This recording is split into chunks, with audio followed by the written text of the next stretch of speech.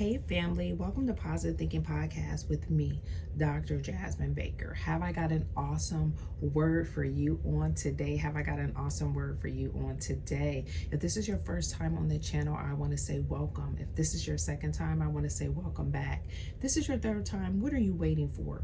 Go ahead and subscribe. Go ahead and subscribe. So I am filming here in my stateroom. I am yet on another ship. I am leaving Turks and Caicos, but I have not forgotten about you guys. As I was out there looking at that blue water, I thought about everyone that listens to this word, and I said, it is going to bless them. It's going to bless them. Now, I don't know if you've had an opportunity to stay up with what we're teaching on this channel from the start of the first episode that I released up until now, because I'm actually building a beautiful picture of what God is speaking to us from a prophetic standpoint. I'm going to walk you through everything that God has said up until this point. So the first episode was called Unplugged. He was telling us to unplug from all distractions so they won't inundate us. Come on now, in this new season that he's walking us into. We are about 36 days shy of going into 2026. 36 days shy of going into 2026. And guess what? 2026 is going to be awesome if you do what God has asked you to do. And then from Unplugged, we went into Divine Distinction. Divine Distinction talked about that you are a child of God. You are an ambassador for Christ. That he was trying to get you to understand who you are and whose you are. That since you are in the world and not of the world, the rules here don't apply to you. Come on now, you're a child of God.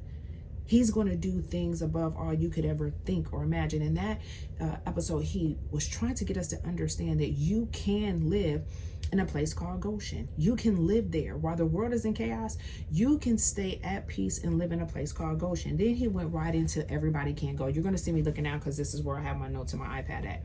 But he talked about everybody can't go. He had us to focus on our inner circle and to understand that there's different levels of intimacy that you're going to have with the different people that are around you. And everybody can't know everything about you.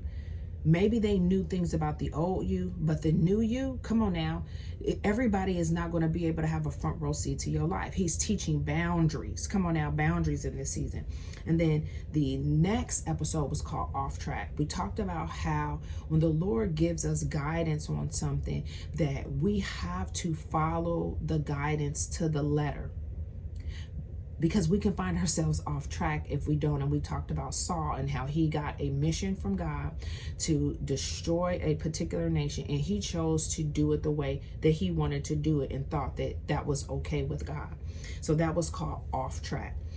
And then the next one was called The Company You Keep, when we talk a little bit about Adonijah, which is David's son, and King David. And we looked at both characters, contrasting them against each other and looking at who was encircled around them, the company that they kept. And then I wanted you to get in that series or that particular episode that the company you keep can either help you get the victory or they can cost you the victory.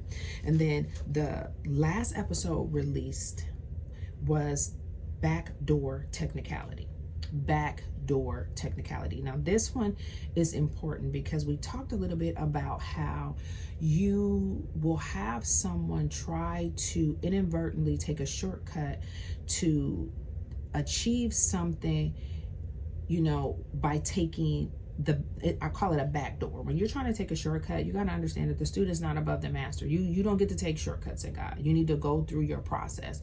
But sometimes when people don't want to wait their turn, they try to take something before it is rightfully theirs. And sometimes it's not theirs. God has made a total different. He's turned the tables and he's given that to somebody else. Come on now. It says he will make the last first. So if he can shift things like that, come on now, he makes you a lender and not a borrower. That's called a turning of the tables. And he was showing us how when the Lord can have a turning of the tables, and then because he's turned the tables on you and you thought that you was going to get something, and Adonijah thought he was going to become king, but the Lord had another plan, and Adonijah tried to take a backdoor technicality to take the kingdom from Solomon. At least that was the plan. But the Lord showed us that because he had called Solomon and gave Solomon wisdom and discernment, that Solomon didn't allow that to happen. And now we are up at our new topic today, which is called When Growth Triggers Jealousy. When growth triggers jealousy. Now, the Lord is trying to get us to get a snapshot of the landscape that we're walking into when we walk into 2026. In 2026, you're going to have to not be distracted. You're going to have to check the people that you're around. You're going to have to make sure that you stay humble. And when God asks you to do something, do it the way that he asks you to do it. You're going to have to make sure that you have the right people around you so that you can get the victory. And you also have to understand that you can't take a shortcut. If God says, no, that's not for you, you have to wait your turn until God says it's your turn. Now, the other thing he wants us to know is as he takes you through this process, because he says he's going to work everything to what? To completion. He's not going to leave you in the process. So if you're out there listening to me and you know that you have been in a fire for a long time, God's not going to leave you in the process. Trust me. When I go through the process, it's painful. I'm here to tell you, I'm praying for you, and it's painful. It does not feel good. If you are in isolation, you don't have anybody that you really connect with. And even when you try to connect, he doesn't allow that to happen too long because he has you in isolation. Then he has a period of silence. I'll talk a little bit about that on my Apple podcast when I release this today. I talk about how you go through this silent period. And some people have never went through this, but I have. When you are really walking with God and he's trying to elevate you to the next level, he will take you through a period of silence where he's not saying anything.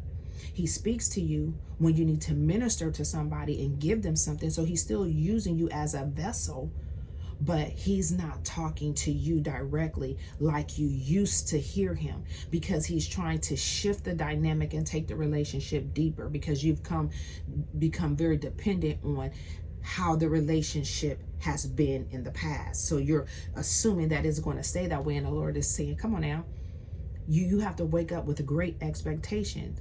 You got to come with a new expectancy every day. So he's trying to take the relationship deeper. So oftentimes he will take you through a period of silence. And the reason I say it's painful is because you start to wonder, what did I do? Like, did I offend you, God? Did I fall out of track? You start recounting your steps. But I'm here to tell you that it's none of those things. He's just trying to take you deeper in the relationship, in your level of trust for him, in your level of love for him.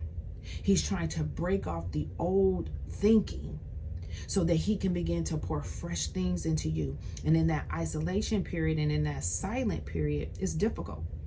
But what you have to understand is you just have to stay and pray. Stay and pray.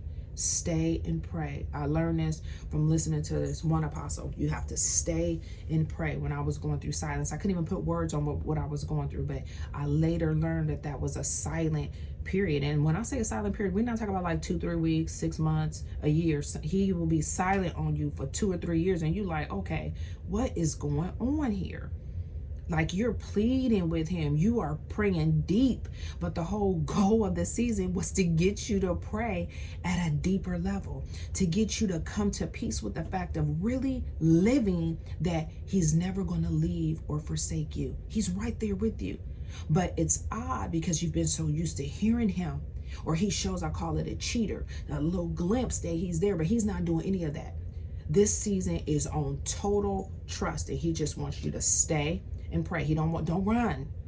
Don't assume that you're doing something wrong. You're actually in alignment. You're doing everything right. But you have to stay the course and pray. Stay the course and pray. And that leads us right into today's topic, which is so beautiful.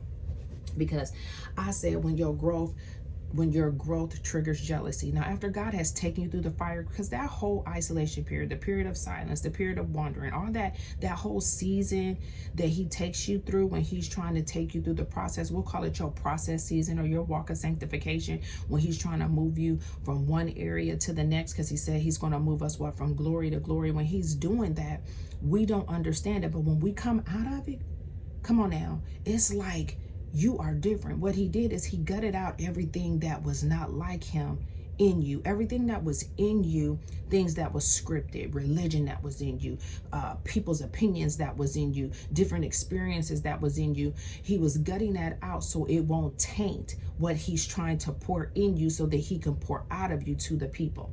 So he has to take you through this purification process. Now, as you walk through that purification process and you come out on the other side, people are going to know and notice that you're different. People are going to look at you, because what he did in the inside is now what manifesting itself on the outside. He does an inside job that manifests itself on the outside. So now people are looking at you. Now people can tell that something's different about you. They can't put their finger on there, but they know something's different about you. You don't sound the same. You don't even look the same. You don't talk the same. Something's going on with you. I can't quite place it. But what it is they're trying to put you in what I call the old persona. They're trying to put you into the old skins, and you come out and you're in new wine skins. You've been tried through the fire. When you try through the fire, when God has tried you through those periods, I'm telling you, it changes you.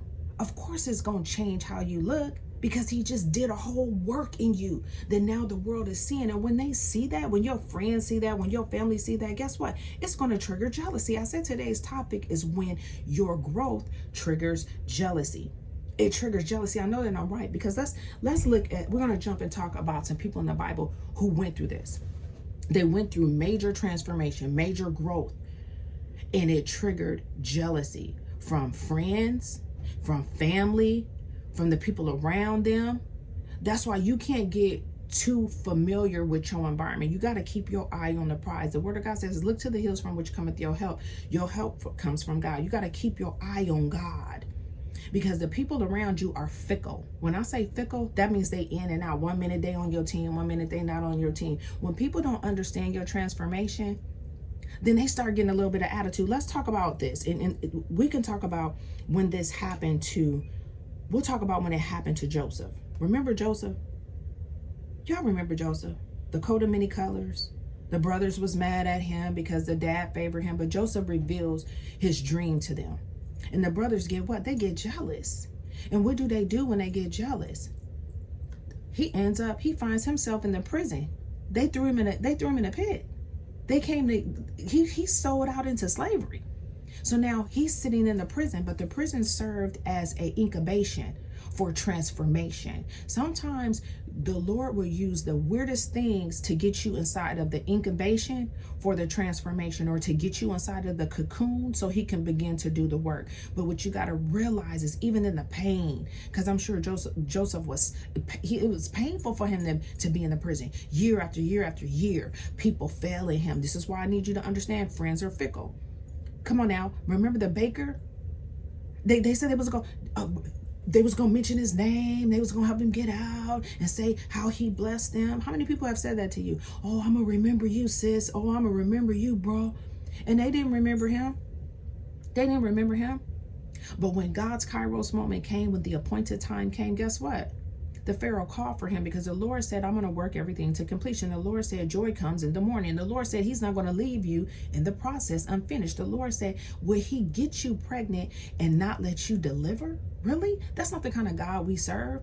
He's into finished products. And guess what? When they called for Joseph, when Pharaoh called for him, his gift made way for him. He was ready.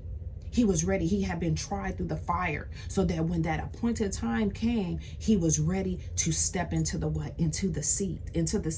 But let's talk about how in that particular story, God takes that opportunity to elevate Joseph. But I'm sure Joseph didn't know that that's what the process was going to produce. The brothers had a feeling he was going to be somebody, else they wouldn't have tried to get rid of him. See, Joseph was favored, he was gifted, and he carried a vision of the future, and people had an issue with it. People are going to have an issue with you, but you're going to have to continue to walk it out and trust that God's going to do what he needs to do in the proper timing. And you can read on Joseph in Genesis 37 and 50. Genesis 37 through 50. Now, the other person that comes to mind is Moses. Remember Moses, how Miriam and Aaron had a problem with Moses and his wife, but really they was criticizing him. Come on now, they over there critiquing him. You know how people critique you? They criticize you. You could have did it that way. Why did you do this? Why did he make the decision to have it here? Why did she make the decision to have it there? Why did he have that speaker come? All that nonsense. That's what they did to Moses. It's nonsense, just criticizing him. But the real issue was not that. They was acting like they was concerned. They wasn't concerned. They wasn't concerned. They was jealous. They was jealous of the closeness that he had with God. So remember, I said the title is when your growth produces jealousy. When your growth triggers jealousy.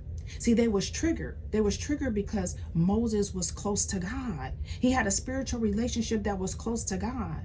But the beauty in there is what Moses did is he distanced himself. When he distanced himself, because this is a season, you might have to distance yourself from your family members. You might have to distance yourself from your friends and create some distance so God can do what he needs to do. When he distanced himself, guess what? God served vengeance. Miriam got leprosy. The Lord showed up on his behalf and fought that fight for him. He didn't even have to fight it. So I'm here to tell you, in this new season, when they see your growth and when it triggers jealousy and they start critiquing you and criticizing you and telling you woulda, coulda, shoulda, just let God fight for you. Create some distance so you can maintain your peace and allow God to fight for you. You can read about that story in Numbers 12. Numbers 12. The next person I want to talk about is David. Remember David? We all know he was called to be king, but now before he's like stepping into kingship, he finds himself fighting Goliath. Remember that? So Saul tries to give him the armor. He don't take the armor. He fights Goliath. He wins. And guess what?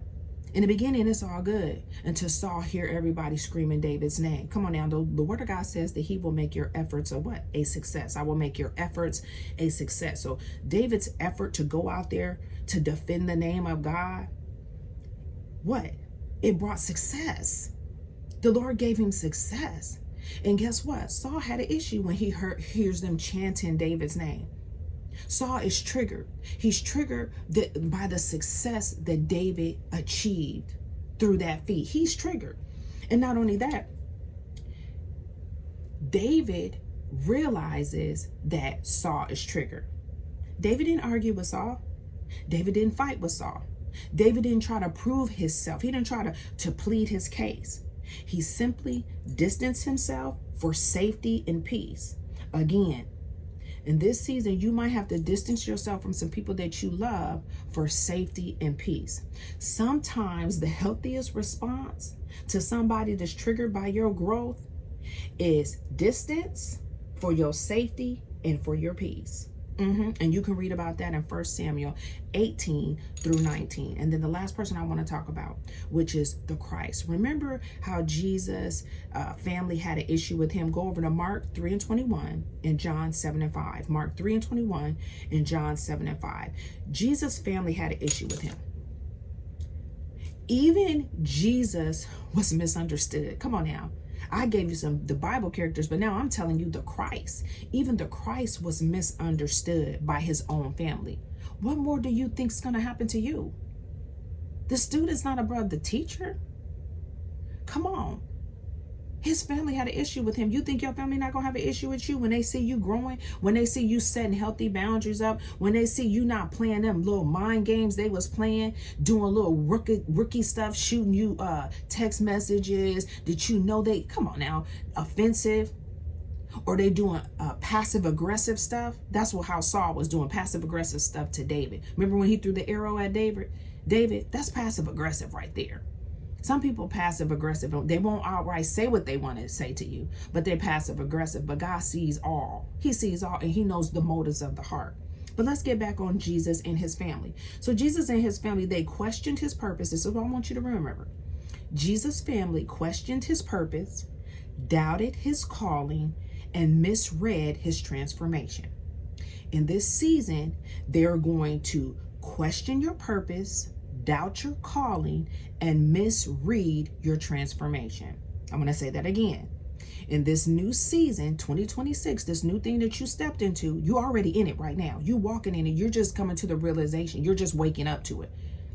Like when you ask God for something, you walk through the process. Sometimes you don't know that the process is complete until something happens that causes you to have to do a response. That's when God is tapping on the what? Tapping on the potential that he put in you. He's tapping on the purpose, and then the purpose begins to show itself. I know that I'm right because Solomon asked for wisdom for God, right?